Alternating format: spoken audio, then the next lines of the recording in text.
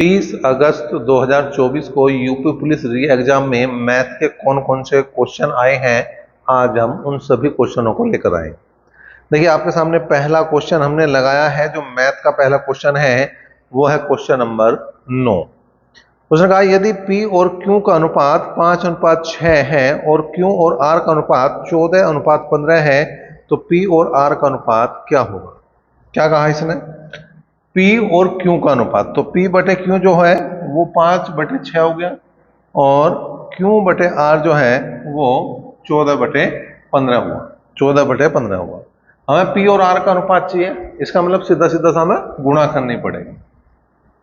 P बटे Q गुणा Q बटे R बराबर आया 5/6 गुणा 14/15। इससे वो कैंसिल हो गया। 5 तिया 15, 2 तिया 6, 2 सत्ते 14। इसका मतलब P अनुपात R जो है वह होगा भैया 7:9। और ये इसका जो क्वेश्चन था 9वां, उसका सही जवाब होगा सी ऑप्शन, इसका सही है। क्वेश्चन नंबर 10 देखो, 10वां क्वेश्चन भी मैथ का ही क्वेश्चन है। क्या है? एक बस कोच्चि से कोयम्बतूर जा रही है। प्रत्येक 15 मिनट के 4 स्टॉप के साथ बस की औसत गति 50 किलोमीटर प्रति घंटा हो जाती है, लेकिन ड्राइवर के बिना रुके बस चलाने से औसत गति 60 किलोमीटर प्रति घंटा हो जाती है। कोच्चि से कोयम्बतूर की दूरी हमें बतानी। देखिए, दो चाल दे रखी, एक 50 है एक 60 है, एक 50 है एक 60 है। तो अगर मैं इनका अनुपात बनाऊं तो 5:6 बन गया। यो किसका अनुपात है भैया? चाल। अब दूरी तो समान है, केवल अंतर क्या आ रहा, एक में वो रुक रुक के जा रहा और एक में वो बिना रुके जा रहा, दूरी समान है। तो अगर हमें यहाँ पे समय का अनुपात चाहिए तो हमें पता है कि जो चाल का अनुपात हुआ है उसका उल्टा ही अनुपात किसका हुआ है? समय का हुआ है। उसका उल्टा ही अनुपात समय का हुआ है। तो ये हो गया 6:5, हो गया समय का अनुपात। अब उसने कहा 15 मिनट के 4 स्टॉप ले दी।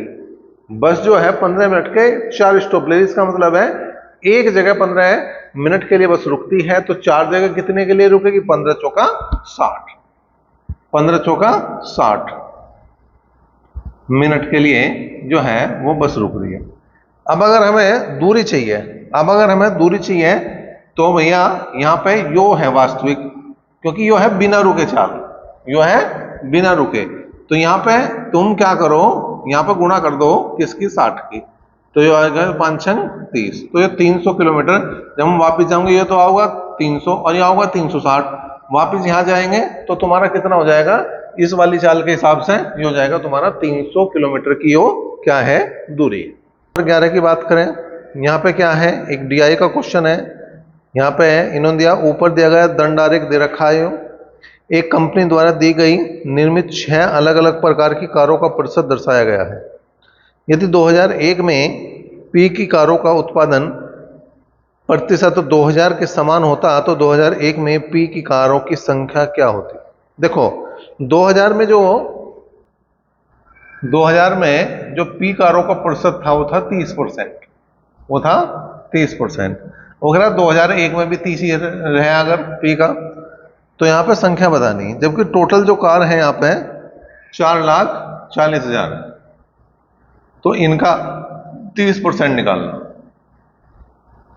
2 0 2 0 गई, 3 0 डायरेक्ट आई, 4 तिया 12 और 1 13।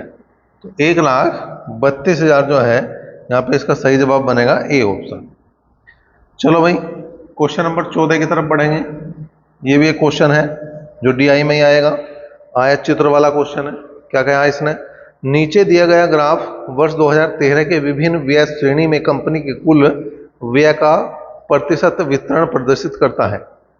यदि विज्ञापन पर व्यय 2.55 करोड़ रुपए हो तो परिवहन और कर पर व्यय के बीच का अंतर बताना।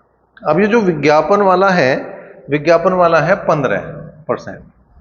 तो 15% जो बराबर हो जाएगा वो हो गया 2 कितना भैया?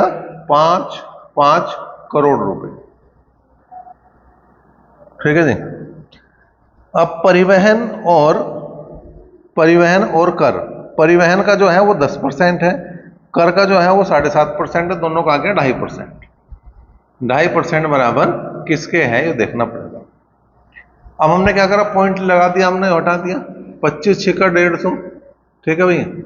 x बराबर आ गया 2.55 अपॉन 6 और इतने आएंगे करोड़ रुपए, ठीक है।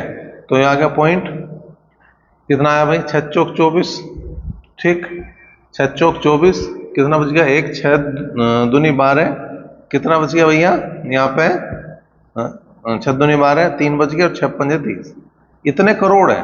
अब करोड़ को लाख में बदलेंगे तो आ जाएगा 42.5 लाख रुपए भी इसे लिखा जा सकता है। या तो 0.425 करोड़ लिख दो या 42.5 लाख रुपए लिख दो।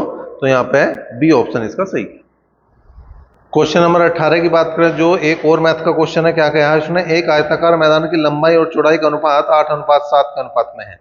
साइकिल पर सवार एक व्यक्ति इस मैदान के परितः परिमाप का अनुदेश 28.8 किलोमीटर प्रति घंटे गति से 2.5 मिनट में एक चक्कर पूरा करता है। मैदान का क्षेत्रफल बताना है। परिमाप बता देखना भाई, पहले परिमाप की बात करेंगे क्योंकि उसने एक चक्कर पूरा करना। तो परिमाप होगी दूरी, और दूरी बराबर है चाल गुणा समय। अब चाल है 28.8 किलोमीटर प्रति घंटा, इसे बना दो मीटर पर सेकंड में 5/18 से गुणा करके, और समय दे रखा है 2.5 मिनट, मिनट को बना दो सेकंड में, ठीक है, मिनट को बना दो सेकंड में। लेकिन परिमाप जो है 2 × L+B हो है, लंबाई है 8x और चौड़ाई है 7x, ठीक है भाई। अब यहां देख लो जी, अगर हम देखें तो एक जीरो नहीं हटाया, ठीक। अब यहां पे कितना आया भाई, 36 18, 3 9 27 और 3 6 18, तो 9.6 और ये आ गया 25 पंजे 125, 25 पंजे 125, 2 से हमने भाग कर दिया, 2 चौक 8 और 2 8 16, 8 7 15, x बराबर 4.8 गुणा 125, 5 से भाग करा 5 तिया 15, 5 से भाग करा 25 आया, 3 से भाग करा 16 तिया 48, ठीक है। तो यहाँ आ गया 16 पंजे 80, 8, 16 दूनी 32 और 8 40। तो यहाँ पे जो x की वैल्यू आई वो 40 आई। हमें चाहिए क्षेत्रफल, हमें चाहिए क्षेत्रफल, क्षेत्रफल चाहिए, वो होगा लंबाई गुणा चौड़ाई। अब लंबाई होगी यहाँ पे 8 की गुणा 40 में करनी पड़ेगी, चौड़ाई के लिए 7 की गुणा 40 में करनी पड़ेगी। 2 जीरो लगा दो, 4 चौक 16, तो यो एक तरफ निकाल दिया, 7 8 56 यो निकाल दिया जी, गुणा करो, डबल जीरो, 16 छिक्कम 96, 9 16 पंजे, इतने वर्ग मीटर जो है। इसका उत्तर बनेगा तुम्हारा क्वेश्चन नंबर किसका भैया, 18 का। तो ये है आपके ऑप्शन नंबर ए, तो इसका ए ऑप्शन सही बनेगा। क्वेश्चन नंबर 20 की बात करें, x is greater than 4y है तो x³ प्लस y³ है, और x at the rate y है तो x³ माइनस y³ है। वैल्यू उसकी चाहिए हम, तो पहले वैल्यू निकालेंगे हम 2 एट द रेट 1 की वैल्यू, ठीक है। तो यहां पे वैल्यू रखनी, जहां x है वहां तो 2 रखेंगे और जहां y है वहां 1 रखेंगे। 2 की घात 3 माइनस 1 की घात 3, तो 2 दूनी 4 दूनी 8 माइनस 1 तो आ गया 7। अब वैल्यू निकालनी है हमें 3 is greater than 4, 2 at the rate 1। अब ये तो जो का तो रह जाएगा, लेकिन यो जो हो जाएगा 7। तो यहां पे जो मान रखेंगे, जहां x है वहां 3 रखेंगे और जहां y है वहां 7 रखेंगे। तो 3 की पावर 3 और 7 की पावर 3, 3 तिया 9 तिया 27 और 343 इसका बन जाएगा भैया। तो कुल मिला के 7 3 10 की 0 हासिल, 4 2 6 और 1 7, तो उत्तर जो बनेगा वो कितना बन जाएगा तुम्हारा, 370 बन जाएगा। तो क्वेश्चन नंबर जो था तुम्हारा ये 20वां था, इसका उत्तर आया 370। आगे अगर बढ़ रहे हैं हम, तो जो मैथ के क्वेश्चन अब लगातार देखने को मिलेंगे क्वेश्चन नंबर 31 से। 31 में एक टेबल दी गई है, यूबीडीआई का क्वेश्चन हो गया। निम्नलिखित तालिका का अध्ययन कीजिए और नीचे दिए गए प्रश्न का उत्तर दीजिए। दिए गए राज्यों की कुल जनसंख्या दे रखी है, और फिर यहाँ पे पुरुष और महिलाओं का अनुपात दे रखा है, साक्षरता दे रखी है, निरक्षर दे रखी है, और जनसंख्या जो है परसेंटेज में दे रखी है।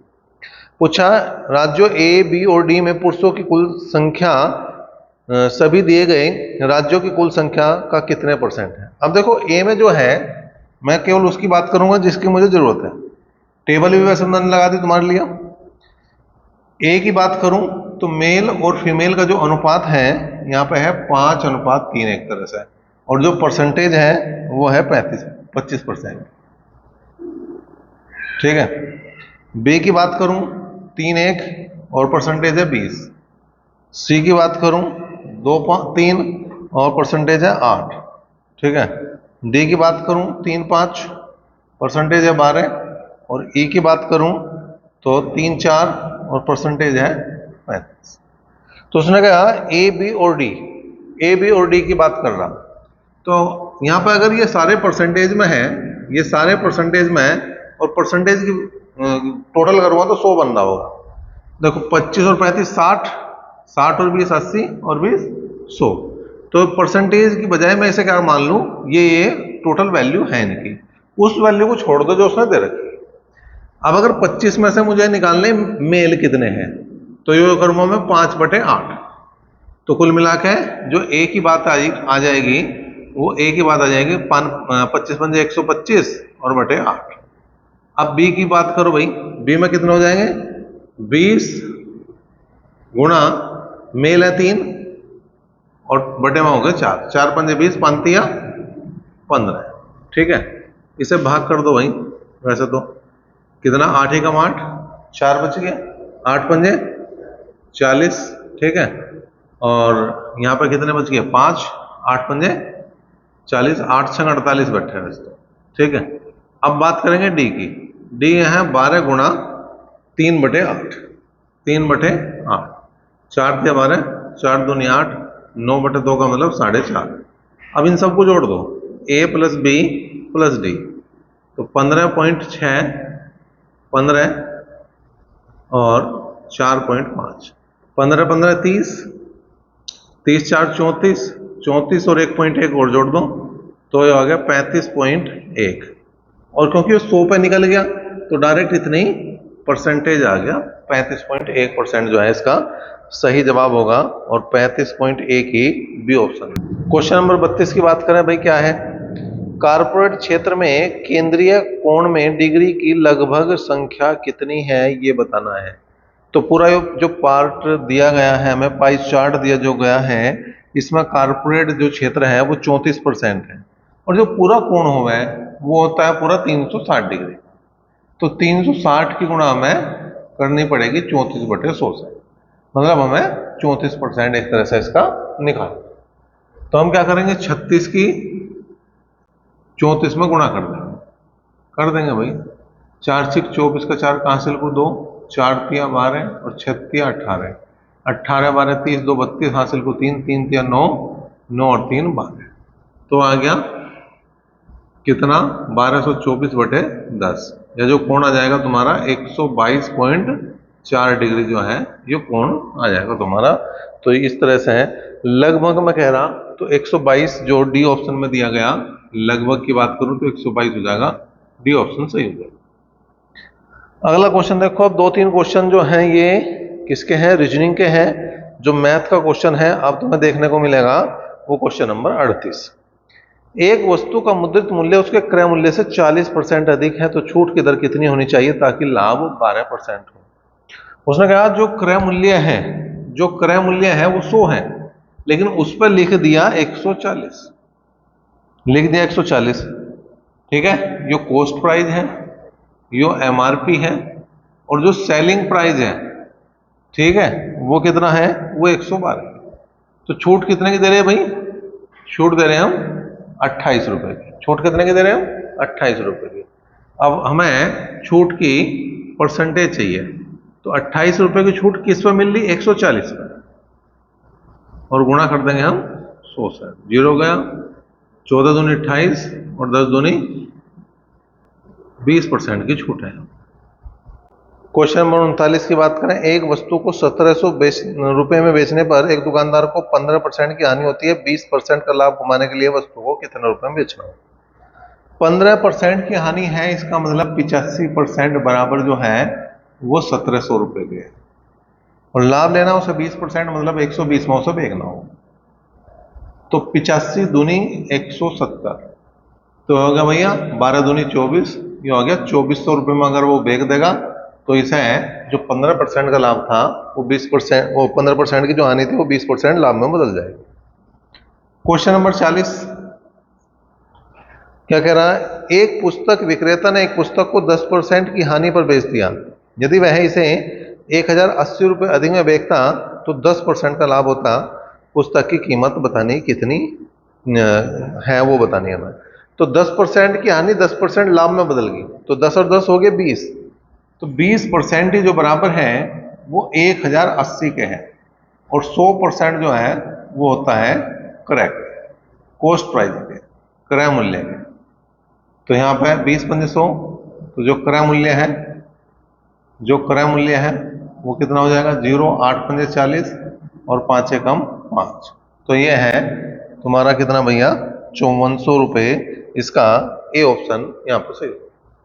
क्वेश्चन नंबर 41 की हम बात करें, क्या है, एक परीक्षा में 8 छात्रों द्वारा प्राप्त अंकों का औसत 5.1 था और 9 अन्य छात्रों का औसत 6.8 था।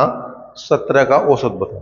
तो औसत बताना सभी का, औसत बताना सभी का। टोटल है 17, 17 बटे में लिख दिया हमने। 8 का 5.1 है तो 8 गुना 5.1 हो गया।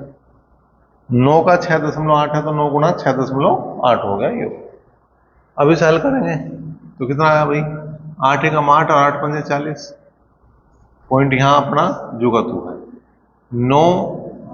9 की गुणा 8 में करो, 9 8 72, हासिल को 7, 9 6 54 और 7 61 और बटे 17।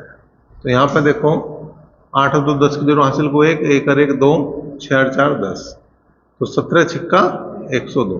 तो इसका जो औसत आ गया वो 6 आ गया। अब आया क्वेश्चन नंबर 42। तो 42 की अगर हम बात करें भाई, क्या है, 7 क्रमागत धनात्मक पूर्णांकों का औसत 126 है। सबसे छोटा पूर्णांक क्या है, सबसे छोटा पूर्णांक क्या है।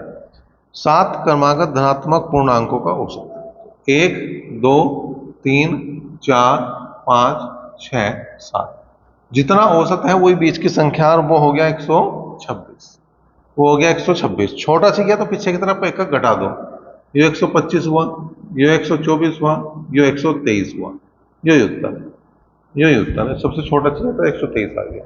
अगर बड़ा चाहिए तो एक बढ़ाते, 127 128 129। उसने छोटा पूछा था, वो हमारे से बड़ा पूछ ले, वो हमारे से सारी पूछ ले, तो हमने 7 के 7 निकाला। जो तुम्हें पूछ रहा वही बता दो। 43वां क्वेश्चन देखो भाई, क्या है, एक बर्तन में दूध और पानी का अनुपात 3:4 है। यदि 10 लीटर दूध और 10 लीटर पानी और मिला दिया जाए तो अनुपात 4:5 हो जाता है। प्रारंभ में मिश्रण की कुल मात्रा कितनी मौजूद थी। देखो 3x है, ये थी 4x, 3x और ये होगी 4x। ठीक है जी, इसमें 10 मिला दिया, इसमें 10 मिला दिया, और जो अनुपात हो गया वो हो गया 4/5, 4/5। ठीक है जी। तो यहाँ पे क्रॉस मल्टीप्लाई कर दो तो आ गया 5 या 15x प्लस 50 16x प्लस 40। तो x की वैल्यू कितनी आ गई भाई, 10। हमें कुल मात्रा चाहिए, हमें कुल मात्रा चाहिए, तो हो जाएगी 3x प्लस 4x तो होगी 7x, तो 7 गुणा 10 तो होगी 70 लीटर। एक तरीका तो ये हो गया इस क्वेश्चन को करने का। एक तरीका क्या है, जिसे हम आयु के क्वेश्चन करें। पहला अनुपात था 3:4, फिर हो गया 4:5, और क्योंकि दोनों में 10 मिला है तो 10 ही आ जाएगा। अंतर देखो इनका 1 है तो 1 से भाग करा 10 ही आ गया। हमें चाहिए कुल मात्रा, तो जो पहला अनुपात है उसे जोड़ो, 3 और 4 7 और गुणा 10, तो 70 लीटर ऐसे भी आ जाएगा। एक तरीका ये भी है कि आप जो है ऑप्शन से उठा लें। अब इनका जो अनुपात का योग है, जो स्टार्टिंग वाला अनुपात है, उसका योग देखो कितना हो रहा, 4 और 3 7 हो रहा। तो जो ऑप्शन है उनमें हम देखें, जो पहला ऑप्शन है वो है 70, दूसरा ऑप्शन है 80, तीसरा ऑप्शन है 50, और जो चौथा ऑप्शन है वो 20 लीटर है। तो 7 से कटने वाली संख्या ढूंढनी, पहला ये, और तो कोई कठिन नहीं, ना यो कट रही, ना यो कट रही, ना यो कट रही, उत्तर डायरेक्ट भी आएगा। नंबर 44 की बात करें, क्या है भाई, ए और बी के दो भारी खंड हैं। यदि बी को ए के शीर्ष पर रखा जाता है तो वजन 60% बढ़ जाता है। यदि बी को ए के शीर्ष से हटा दिया जाए तो ए और बी के कुल वजन की तुलना में कितना वजन कम हो जाएगा। ठीक है, तो ये हमें देखना। देखो भाई, पहले 100 था तो ये 160 हो गया, अब हटा दिया तो कम कितना होगा, 60 कम होगा। परसेंटेज कमी देखनी, तो 60 की कमी हुई 160 का। जब कमी हुआ है तो हमने क्या बता रखा, बड़ी वैल्यू लिखा है। ठीक है, अब 20 दिया 60 और 20 अट्ठे 160। ठीक है, 4 दूनी 8 और 25 चौका 100, 25 दिया 75/2 का मतलब 37.5। ये इसका उत्तर आया। क्वेश्चन नंबर 45 छाया। क्वेश्चन नंबर 45 क्या है, साधारण ब्याज पर 20 वर्षों में एक धनराशि 4 गुनी हो जाती है, दर ज्ञात करो। दर ज्ञात करो, तो दर निकालनी, देखो इसके लिए फॉर्मूला याद कर लो, n-1 बटे t गुणा 100। कितने गुना हो रही, 4 गुना हो रही है। 4 - 1 कितने जो है साल लग रहे, 20 और गुणा 100, तो 20 पंजे 100, 3 बचे, 3 पंजे % की दर आ जाएगी। क्वेश्चन नंबर 46 में क्या कह रहा भाई, कहा उसने ए और बी की आयु का अनुपात 3:2 है। 10 वर्ष बाद उनकी आयु का योगफल 80 होगा। उनकी वर्तमान आयु क्रमशः कितनी है। देखो ए और बी की अगर मैं बात करूं तो अनुपात रखा 3:2। 10 वर्ष बाद 80 होगा, तो आज कितना, 10 वर्ष बाद इन दोनों की आयु का योग 80 है। ठीक है, 10 वर्ष बाद इन दोनों की आयु का जो योग है वो कितना है, 80 है। तो आज कितना है, आज हो जाएगा भैया 60। 80 में से क्या करेंगे, 20 ए की और 20 बी की घटा देंगे, सॉरी 10 ए की और 10 बी की घटा देंगे, कुल मिलाकर 20 घट जाएगी, तो ये 60 बचा। ठीक है, अब यहाँ 3 और 2 5, 5 बराबर 60 के हैं, तो 1 बराबर किसके हो गया, 12 के। इसका मतलब ये होगा 12 × 36 और ये हो गया 12 दूनी 24। तो एक की आयु जो है वो 36 वर्ष है और दूसरे कितनी है, 24 वर्ष। ये जो क्वेश्चन था वो 47वां क्वेश्चन हो गया, 46वां क्वेश्चन छूट गया बीच में, तो अब क्या लेंगे हम 46वां क्वेश्चन। 46वां क्वेश्चन क्या है भाई, 10% की छूट के बाद 8% का लाभ होता है, तो क्रय मूल्य से अंकित मूल्य कितने % अधिक अंकित करना चाहिए, हमें बता। देखो 100 माइनस छूट % बराबर जो होगा वो सीपी के होगा, मतलब कॉस्ट प्राइस के होगा, और 100 प्लस लाभ प्रतिशत जो है वो किसके होगा, एमआर। अब यहाँ छूट जो दे रहा वो 10% की दे रहा है, इसका मतलब 90%, और कॉस्ट प्राइस ऐसे क्वेश्चन में हमेशा 100 लेना, और जो लाभ हो रहा वो कितना हो रहा है यहाँ पे 8% का, तो 108% बराबर एमआरपी। तो 0 से 0 गया, 9 से काट दिया हमने, 9 कम 9, 9 2 18, तो एमआरपी जो आएगी वो आएगी 120। इसका मतलब हमें 20% अधिक जो है वो अंकित करना पड़ेगा। 47वां क्वेश्चन इससे पहले हमने कराई है, तो अब नंबर आया किसका, 48 का। 48वां क्वेश्चन देखो भाई क्या है, एक डॉक्टर 3825 रुपये उधार लेता है और वह 2 समान किस्तों में पैसे वापस कर देता है। यदि चक्रवृद्धि ब्याज की वार्षिक दर 4% हो तो प्रत्येक किस्त का मूल्य हमें बताना। देखो 4% की दर है, अगर मैं फ्रैक्शन में बदलूँ तो 1/25 बनेगा। इसका मतलब 25 रुपये क्या हो जाएंगे पहले साल, 26। दोनों तरफ का हमने वर्क कर दिया, 2 साल की बात है तो 625 और ये 676। अब ये किस्त है वो बराबर करनी है, तो इसे हमें 26 से ही गुणा करनी पड़ेगी। इसे हमें 26 से ही क्या करनी पड़ेगी, गुणा करनी पड़ेगी। तो यहाँ गुणा करी मैंने, 25 × 150, 15, 25 दूनी 50 और 15 65 हो गया। ठीक है, इन दोनों को जोड़ दूंगा तो 5, 5 और 2 7, 6 और 6 12, ये तो आ गया मूलधन। और जो किस्त है वो तुम्हारी 676 रुपए की, जो किस्त है वो तुम्हारी किसकी है, 676 की, क्योंकि ऊपर 26 की 26 में गुणा करेंगे वो बराबर हो चुकी 676 के। अब उधार लिया उसने 3825 रुपये, उधार लिया उसने 3825, और ये बराबर हो जाएगी तुम्हारे किसके भैया, 1275 के। 676 बराबर किसके आओगे भैया, किसके आओगे, तो 3 बार काट के देखो, 3 बार पूरा पूरा काट रहा होगा, देखो करके गुणा, 3 पंजे 15, 1 3 7 21 1 22 2, और 12 3 36 और 2 38, ठीक है। अब हमें किस्त निकालनी, तो 3 से गुणा कर दो, 3 छंग 18, 1 3 7 21 और 1 22 2, 3 छंग 18, 18 और 2 20, तो 2028 रुपए की यहाँ पे क्या हो जाएगी भैया, किस्त भी हो जाएगी। सी ऑप्शन इसका सही है। क्वेश्चन नंबर 49 की बात करें भाई, क्या है, दो संख्याओं का योगफल 36 है और एचसीएफ जो है 4 है, उन संख्याओं के कितने युग्म बनेंगे, कितने जोड़े बनेंगे। तो योगफल को एचसीएफ से भाग कर दो, 36 को 4 से भाग कर दो, 9 आ गया। अब 9 के जोड़े क्या क्या बना सको, 9 के बना सको 1 और 8, 2 और 7, 3 और 6, 4 और 5, और जैसे इससे आगे बढ़ेंगे रिपीट हो जाएगा, वो 5 और 4 जो है, चाहे मैं 4 5 लिखूं या 5 4 लिखूं, रिपीट हो। अब इनमें जो एक तो सहभाज्य, सहभाज्य का मतलब जिनका एचसीएफ 1 आ रहा वही जोड़ा बन सके, इसका एचसीएफ 1 आ रहा, इसका एचसीएफ 1 आ रहा, इसका एचसीएफ 1 आ रहा, इसका नहीं आ रहा, इसका 3 आ रहा, तो इसका जो जोड़े बनेंगे वो कितने बनेंगे, 3, 1 2 3। 50वें क्वेश्चन की बात करें, 50वां क्वेश्चन क्या है, एक रेलगाड़ी 23.6 किलोमीटर प्रति घंटे की चाल से एक प्लेटफॉर्म को 30 सेकंड में, और उसके बाद वह गाड़ी 12.4 किलोमीटर प्रति घंटे की चाल से विपरीत दिशा में चलने वाले एक व्यक्ति को 11 सेकंड में पार करती है। रेलगाड़ी की लंबाई ज्ञात करनी। तो रेलगाड़ी की अगर लंबाई ज्ञात करनी है तो जब भी वो खंबे को पार करे, जब भी किसी व्यक्ति को पार करे उसे पकड़ना, प्लेटफॉर्म वाले को छोड़ दो। तो रेलगाड़ी की लंबाई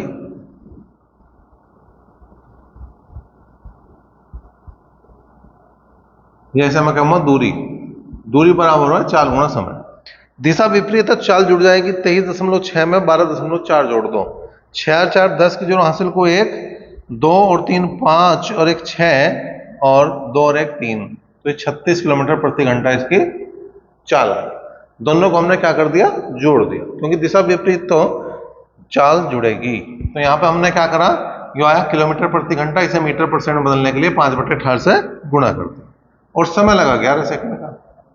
तो 18 दूनी 36, 5 दूनी 10, तो इसका मतलब 110 मीटर लंबी जो है ये क्या थी भैया, ट्रेन थी।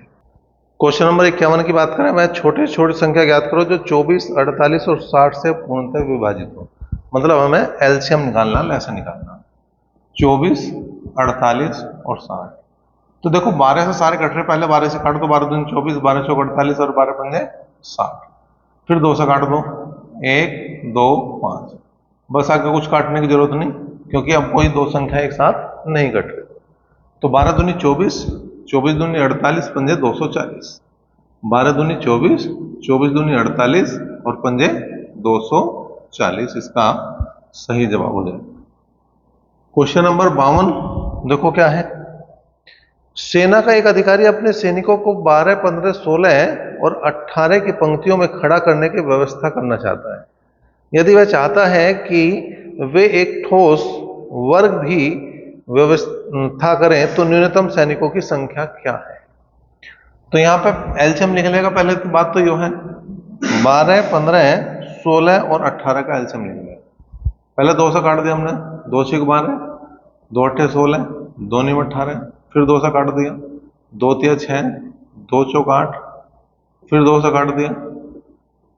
क्यों काट रहे हैं, वैसे काटने की जरूरत थी नहीं अगर हम एलसीएम ही निकालते, लेकिन इसमें वर्ग भी कह रहा, तो वर्ग संख्या करने के लिए हमें बिल्कुल अभाज्य टुकड़ों पे जाना पड़ेगा। फिर 3 से काटा हमने, ठीक है। अब कुछ नहीं, एलसीएम ले लो, कितना आया भाई, 2 गुणा 2 गुणा 2, 3 2 तो ये हो गया, 1 2 ये भी, ऐसे भी इसके पास ले लो। फिर 3 2, 3 जो है उनकी संख्या भी 2 है और 5 केला पड़ गया। अब देखो इसका जोड़ा बनना, इसका जोड़ा बनना, इसका नहीं बनना तो बना दो, अपने 5 से 5 लिख दो, क्योंकि हमें पूर्ण वर्ग संख्या चाहिए। 2 दूनी 4 दूनी 8 दूनी 16, 16 थी 48, 48 पंजे 240 और 5 3 15, तो 240 की 15 में गुणा कर देंगे, 15 चौका 60, 6 15 दूनी 30 और 6 36। तो उत्तर होना चाहिए इसका कितना भैया, 3600 होना चाहिए, जो ए ऑप्शन था। क्वेश्चन नंबर 53 देखो क्या है। एक ट्रेन 6 किलोमीटर प्रति घंटे और 5 किलोमीटर प्रति घंटे गति से ट्रेन की समान दिशा में जा रहे दो पुरुषों को क्रमशः 11 और 10 सेकंड में पार कर लेती है। ट्रेन की गति बताएं। ट्रेन की चाल होगी x किलोमीटर प्रति घंटा, तो x माइनस 6 करेंगे क्योंकि दिशा समान है, और x माइनस 5 करेंगे क्योंकि दिशा समान है। किलोमीटर प्रति घंटा तो 5/18 से गुणा करके मीटर पर सेकंड में बदल दें। अब दूरी दोनों ने बराबर तय करी, तो दोनों हमारी आदमी पार हो रहा, इसका मतलब रेलगाड़ी की लंबाई तय हो रही। तो गुणा कर दो यहाँ पे 11 और यहाँ गुणा कर दो 10। 5/18 तो कैंसिल हो गया, 11x माइनस 66, 10x माइनस 50, तो x का मान कितना आ गया 16। x का मान कितना आ गया 16 किलोमीटर प्रति घंटा, जो सी ऑप्शन में है वो इसका जवाब होगा। 54वां देखो भाई क्या है। कुछ मजदूर एक कार्य को 150 दिनों में पूरा कर सकते हैं, लेकिन 15 मजदूरों की अनुपस्थिति के कारण इसे 165 दिन में पूरा किया गया। शुरू में कितने मजदूर थे ये बताना। देखो कुछ मजदूर थे तो वे 150 दिन में करते हैं, लेकिन हुआ क्या कि 15 मजदूर आए नहीं, तो जो दिन लगे वो लगे 165 दिन लगे 165। तो m इंटू डी बराबर m इंटू डी कर दिया। अब देखो 15 से घटा 10 बार, 15 से घटा 11 बार, तो 10x बराबर 11x माइनस 11 15 165। तो x की वैल्यू आ गई 165। इसका मतलब स्टार्टिंग में 165 ही आ। क्वेश्चन नंबर 55 की बात करें क्या है। ए बी को 10% वार्षिक दर से साधारण ब्याज पर 30,000 रुपये उधार देता है। 5 वर्ष के बाद बी बकाया राशि का निपटान करने के लिए 40,000 रुपये और एक घड़ी लौटाता है। घड़ी का मूल्य क्या है ये हमें बताना। देखो साधारण ब्याज निकाल दो, सिंपल इंटरेस्ट निकाल दो। 30,000 गुणा कितना भैया 10 गुणा 5/100, 2 0 2 0 गई, 3 0 जो कि 2 लगा दो, और 5 15,000। ठीक है जी, 15,000 रुपये ब्याज हो गया। अमाउंट देखें टोटल कितना बैठ गया भाई, 30,000 रुपये उसने उधार लिया था, 15,000 रुपये ब्याज हो गया, तो 45,000 रुपये लौटाने थे नहीं, और 40,000 रुपये और घड़ी लौटाई उसने। इसका मतलब घड़ी की कीमत क्या रहेगी 5,000 रुपये रहेगी। क्वेश्चन नंबर 56वां देखो क्या है। ए और बी किसी कार्य को 10 दिन में, बी और सी 15 दिन में, ए और सी 12 दिन में कर सकते हैं, तो तीनों मिलकर कितने दिन में करें। ए और बी मिलकर कर रहे हैं 10 दिन में, बी और सी मिलकर कर रहे हैं इसे 15 दिन में, ए और सी मिलकर कर रहे हैं इसे 12 दिन में। एलसीएम कितना आ गया 180। 10 से भाग करा 18 आया, 15 से भाग करा 12 आया, 12 से भाग करा 15 आया। भाई 12 कम 12, 12 5 60 15 आ गया। अब तीनों से कराना, ए प्लस बी प्लस सी से कराना। 2 ए हो रहे, 2 बी हो रहे और 2 सी हो रहे, तो काम कर दो डबल। ठीक है भाई, काम डबल करेंगे। 18 12 30 और 15 45। ठीक है, अब 45 चौका 180 और 4 दूनी 8, तो इन तीनों को जो लगेगा समय वो 8 दिन का यहाँ पे समय लगेगा। ठीक है भाई, तो ये जो पहली शिफ्ट में 30 अगस्त की जितने भी क्वेश्चन आए वो सारे हमने ले लिए हैं। अगर अभी भी कोई बच रहा तो बिल्कुल तुम कमेंट कर सकते हो, और साथ साथ इस वीडियो को ज़्यादा से ज़्यादा शेयर भी कर सकते हो।